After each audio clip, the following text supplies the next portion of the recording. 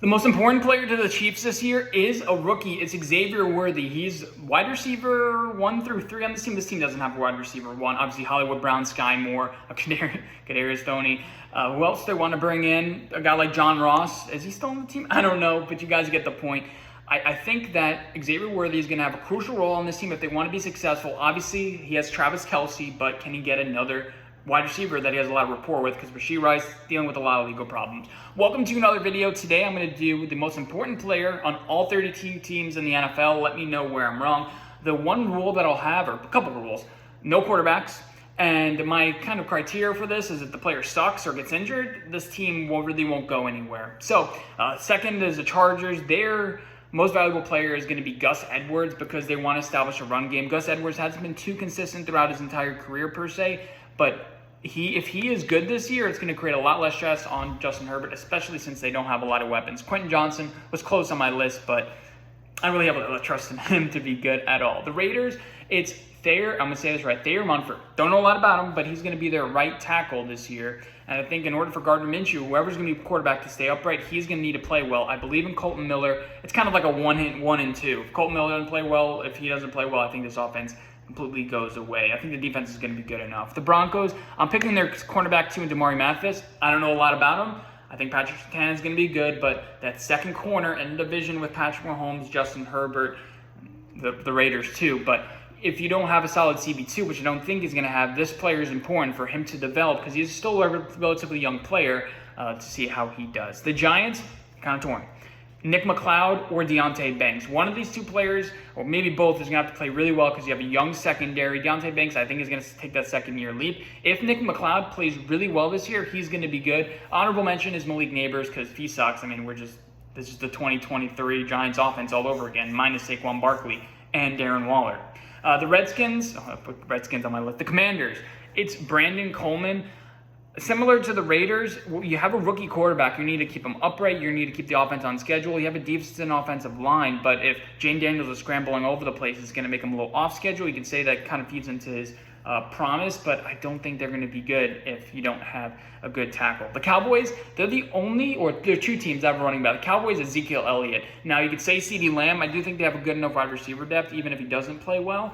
But, I mean, Ezekiel Elliott, he's really going to need a step up to help this run game, similar to what I said about the Chargers, just copy it with Ezekiel Elliott, and I don't think it's going to happen. And I think the Cowboys are going to struggle, especially late in the year, to establish a run game. Next is the Eagles.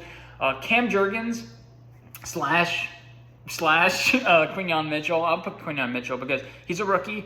You have Darius Slay. You have drafted, obviously, the white corner that everyone is talking about, especially recently. But can the Eagles get a good secondary? Because that's ultimately what costs them, I think, down the stretch. And his offensive line with Cam Jurgens is going to be important. But I think I'll say Quinyon Mitchell. Hopefully I didn't say AD Mitchell a minute ago. But yeah, I have Quinyon Mitchell. Next is the Steelers. Keanu Benton, second-round guy. I think your defensive tackles are starting to get a little bit older. Obviously, you have good edges at this point, but you're going to need a nice, solid push. I think if he can push on the defensive line, I think they're going to be good. Their corners are a little bit suspect too, but I think it's important for them to establish a defensive line, especially in this division. The Ravens, I'm going to go with their tandem of rookie corners, either TJ Tampa or Wiggins. What I've seen so far, the Wiggins has been all right, but if you're going to have a weakness at the cornerback spot, that's really important. Their offensive line is struggling from last year too because they lost a bunch of pieces, but I think overall they're going to be a solid unit because it's the Ravens. But now that I'm thinking about it, maybe a wide receiver will be more important here. You know what? I'll switch it. I'm going to say like Zay Flowers is going to be the most important player on this team this year because, I mean, Bateman, you can't really trust him. Nelson Aguilar, from what I'm seeing early in the year. So let's call it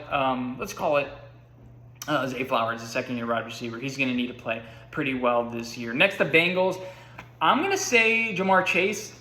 I mean, this is kind of cop-out. If he comes back, I think he's going to come back with the new contract. If he doesn't play, I mean, I saw them in preseason, maybe overreacting, but the offense just doesn't really click that much. T. Higgins, all right, but I question their receiving down the line, especially now that Tyler Boyd is gone. But you need help with DJ Turner, too, in the cornerback room, so I'll just say that one for him. He had an up-and-down rookie year, but let's see how he does. And I'm a DJ Turner film watcher, so I don't know, that's not this channel. The Browns, I was thinking about Dustin Hopkins as a kicker because I don't think they'll be able to move the chains that well, or maybe Cade York. But I'm going to say cornerback Martin Emerson, Mississippi State. That's where I go right now. I think he's really going to need to have a successful year. Him and Denzel Ward, because he did good, but there were some games where it's just like, oh my God, I think against the Eagles, or I forget who it was, but he let up so many yards, and I think he's going to need a good season. Defensive line's going to be good enough. I really do think Martin Emerson's going to have a good year. Let's go to the Packers first, actually. Quay Walker. This one's easy because, I mean, they're kind of solid everywhere else. One of the youngest teams still, but the cornerback play has been up and down. If he's really good, it'll help the defensive line out. Maybe not help the defensive line out, but it'll kind of support them and make the whole unit look better. Questions in the secondary as far as injuries, but no real questions on offense besides Christian Watson, so I think I'll go Quay Walker.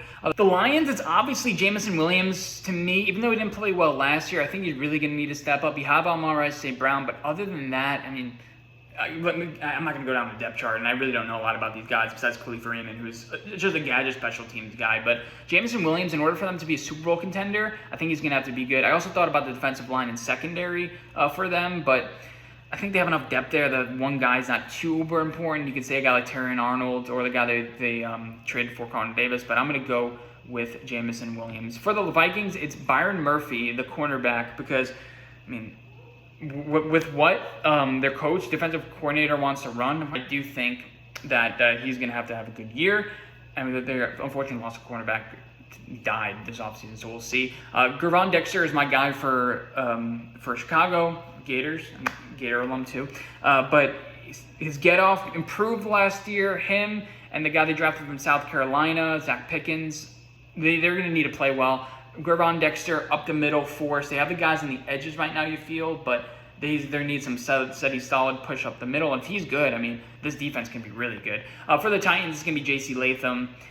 Will Levis on schedule. You have enough wide receivers. This is the guy that you're going to need to perform right away. You can't have him have an Evan Neal type year. Next, Anton Harrison. Let's move over to the right tackle for the Jaguars. This one was hard to decide for me because you think about the cornerbacks. You think about a lot of positions for them. Brian Thomas Jr. obviously, but I think they have enough depth in a bunch of spots. Up the middle may be a question for them, but I picked Anton Harrison because I don't really trust Cam Robinson, and I think he's going to need to play well this year. Anton Harrison, you can always go to Walker Little, but still, I wouldn't really trust that all too much. The Colts, it's going to be another running back, Jonathan Taylor, to help Anthony Richardson out on schedule. Don't really have too much to add here. Again, we can go down the list, but this video would be like a 30-minute video. I think he is going to be the most important player there. Stay good, on time, wear the life helmet or whatever they want to call it, and we'll see you there. The Texans, for me, it's Mario Edwards Jr. It says running back here, but he's a defensive tackle. Don't know too much about him, but I think they're going to need a solid defensive front. You have now, Will Anderson Jr. You have a decent amount of edge talent. I think up the middle talent's going to be good. Their secondary is all right. I think here that's what they're going to need. The Rams, Puka Nacua, believe it or not, because I don't really trust the depth of the wide receiver core. Cooper Kupp. I think Sean McVay is going to make some things work, but if Puka Nacua is good for this team, I think their ceiling is like the Super Bowl. If he continues to be good, he didn't get solved or he doesn't get injured, it's going to be good.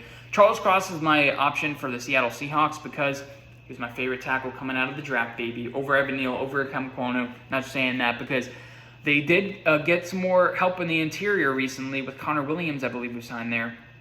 But if he's not good, I mean, you just see what happens with this offense. Geno Smith rushes, and the whole thing falls apart, and they don't have too many options besides that. You don't want to put Stone Forsythe back there. For the 49ers, it's similar with Trent Williams. Now, they have a bunch of old guys on this team. Trent Williams isn't there. Do you realize how screwed this team is? I think it ruins everything for this team. And obviously, the positions I'm picking for this video is usually high important positions because it makes sense. Like if your left tackle is gone, he's the second most position. Yeah, and I don't really trust him that too much. But it can't be left tackle and quarterback for everybody, so I had to be a little bit creative. The Cardinals, it's Zaven Collins, because with the loss of B.J. Ojulari, I do think their defense is going to have to be on schedule. You could say Marvin Harrison Jr., you could say the offensive lineman. I think they have good depth decently everywhere. They got rid of Bondale Moore, but you get the point. Zaven Collins, defensive end, he's going to need to be good in order for the defense not to let up 40 points a game. I mean, at some point. The Bills, another left tackle, Deion Dawkins. Spencer Brown rebounded last year, but I think if this team is going to have a good run game, he's going to need to set the tone. He had a couple off years because I think he had COVID, but I think they have good depth there. You could say Keon Coleman. Keon Coleman would be probably my second pick here. The defense is kind of shaky too, but as far as the most important player, I think is Deion Dawkins. For the Jets, it's a wide receiver, Garrett Wilson, because not too much other than that. Mike Williams, don't trust him. Who else do they have? Like, I don't really trust too much except Garrett Wilson. Him and Aaron Rodgers are going to need to be like this in order for them to be successful. The Miami Dolphins were another hard one. I'm going to say Jalen Phillips. You could say another defensive lineman. You could say offensive line. You could say even Tyreek Hill. But Jalen Phillips, ACL, I think in order for them to be successful in the playoffs, you're going to need a wide receiver, yes, somebody to rely on like a Jalen Waddle. But I do think they're going to need like a strong defensive line, somebody to stop a guy like Patrick Mahomes. For the Falcons, it is Jake Matthews. Kirk Cousins coming off Achilles. That's where I have the opinion there. Now, again, nitpick the roster. We could talk about that all day. But Jake Matthews, if he's not in there, I do think Kirk Cousins, since he's a statue in the pocket, that he won't be all too successful. I think you can afford to lose a weapon or two, but not Jake Matthews, unless there's something I don't know about their offensive coaching that I'm missing. For the Saints, it's Trevor Penning. With their issues at left tackle, why am I forgetting their left tackle's name? Is it Armstead? I always mix up the left and right tackle for Saints a few years ago. But Trevor Penning has shown he can struggle. And if he's not good, I do think Derek Carr is really going to struggle to kind of do this offense. He's going to rely on the quick game, which he does, but it's going to hurt their run game and it's going to hurt their passing down the field. Defensive ends, but I think they have good enough depth there. The Panthers, it's going to be Xavier Legette because he's going to need to develop a good rapport with why am I forgetting with Byron Young? No, not Byron. Bryce Young. Okay, this is late in the video. I'm 31 teams in. I have to get this on one take. This is my second take. The Panthers, I do think he's going to have to have a good rapport with Bryce Young in order for them to be good. He's going to need to get open and a steady guy for Bryce Young to kind of rely on as pretty much a rookie. Just call him second year. And then for the Bucs, it's Tristan Wirfs. I saw them against the Bengals, and whoever they roll out at offensive line besides Tristan Wirfs sucks. Like, they had a left tackle, number 73, forget his name, but he was just awful. But Tristan Wirfs goes down, Baker Mayfield will just be running for his life. You could say that for most teams, but some teams have better depth than others. So that's my list. Let me know where I was right, wrong. Obviously, it's hard to pick one guy, and I'll see you later.